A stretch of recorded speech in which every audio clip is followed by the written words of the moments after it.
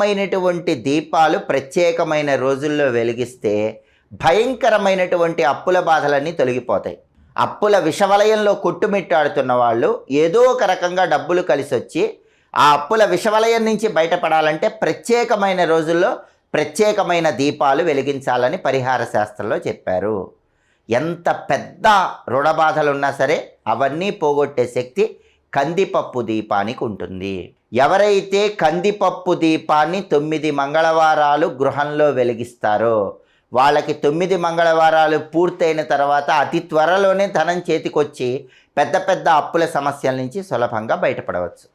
మరి ఈ కందిపప్పు దీపాన్ని మంగళవారం రోజు ఎలా వెలిగించాలి?